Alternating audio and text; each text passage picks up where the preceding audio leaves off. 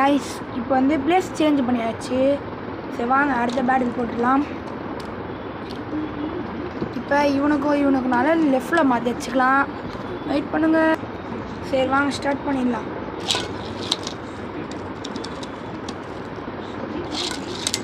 அங்கே இருக்கும்போது கொஞ்சம் பிரைட்டாக இருந்த மாதிரி இருந்தது. இங்கே வந்தால் கிளியராக தெரியுதுன்னு நினச்சேன். அதனால தான் பிளேஸ் சேஞ்ச் பண்ணேன். ஃபஸ்ட்டு பேட்டிலே அவுட் ஆகிட்டான். அப்போ இந்த டீமே ஃபஸ்ட்டு விட்டான்.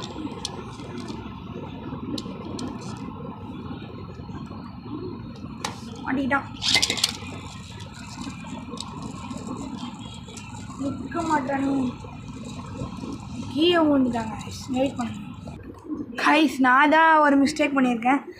ஆறுலேருந்து எல்லுக்கு மாற்றலை, அதாவது அதில் ரைட்லேருந்து லெஃப்ட்டுக்கு மாற்றலை. சரி மாற்றியாச்சு. பேட்டில் ஸ்டார்ட் பண்ணலாமா?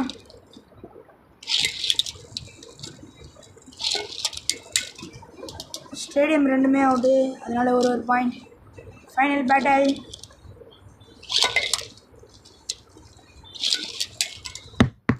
ஃபஸ்ட்டு லாஸ்ட்டாக இவனா கீழே ஒன்றான். இவனா ஃபஸ்ட்டாக கீழே ஒன்றான். சரி எதுக்கு ஒரு வாட்டி கிளியராக பேட்டில் போட்டோம்.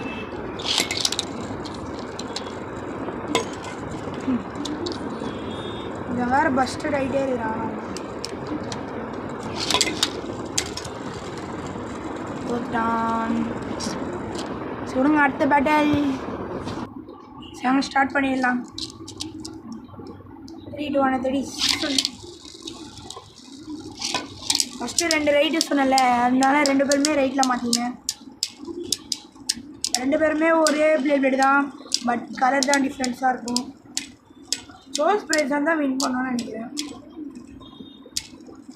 ஏன்னா டர்போனால சொல்கிறீங்கன்னா அவனோட இந்த டர்போ ஸ்ப்ரைஸனோட லேயர் வந்து பேலன்ஸுக்கு அடுத்த பக்கமாக இருக்கும்.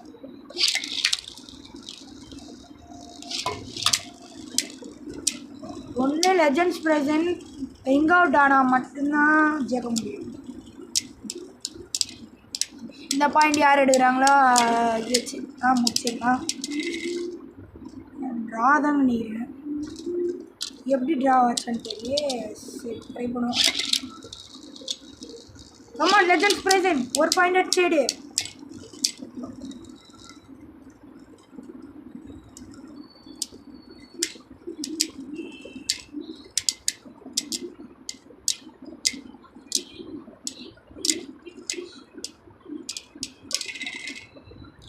ஒரு பாயிண்ட் எடுத்துட்டு இந்த மேட்சே ட்ராப் பண்ணியாச்சு.